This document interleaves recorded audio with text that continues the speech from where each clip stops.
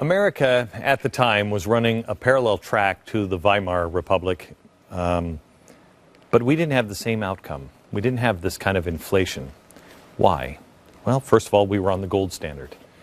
And we had a firm belief that politics should be carried out with the Constitution and Congress.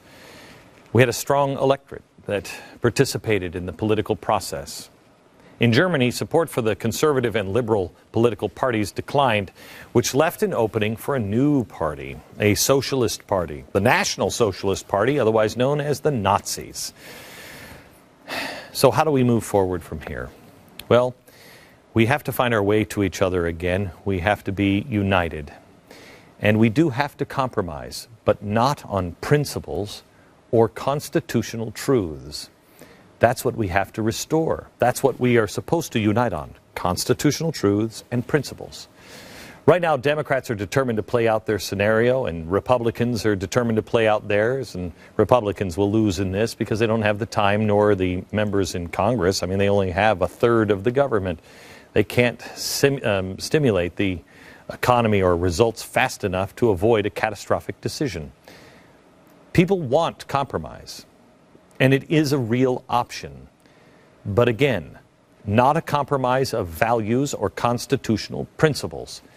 If we don't stick to who we really truly are and what is true and what we know is true, those truths will fade into oblivion. And if we don't sober up on our spending, we will end up in the same boat as Europe. Not of today yet. We'll end up as Greece is today. But Greece will end up as the Europe of the 1940s. There's one thing that is true. In a crisis of chaos, only the most organized will take control. That's true. It's what happened in Europe in World War II, what happened in Russia in 1919. It's what happened just in the Arab Spring in Egypt. And it's what will happen here. Who is the most organized? You? Your side? Or organized labor and the socialists and the Marxists?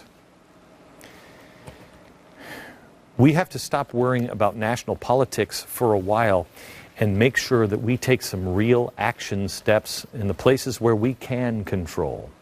I want you to contact your governor. I want you to demand that you get your state in order. Governor, how are we with food? How are we for emergency procedures? Do we have our gold in our state, or is it sitting in the basement of the Federal Reserve? How are our regional and our local banks? Are you doing business with your local banks or Citibank?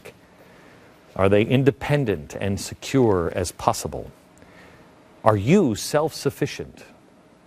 The second thing you can do is get your children out of the public education system. We don't need to take on the teachers' unions. We need to fundamentally transform education. Otherwise, the curriculum will fundamentally transform our nation. And the last one is the one we're working on here, and I really need your help. Change the media. Change the media. Spread the truth as fast as you can. And we have to behave in different ways because we have to stop preaching to the choir. We have to think globally, but act locally. It's critical that we take care of our homes, our neighborhoods, our towns, and then our state.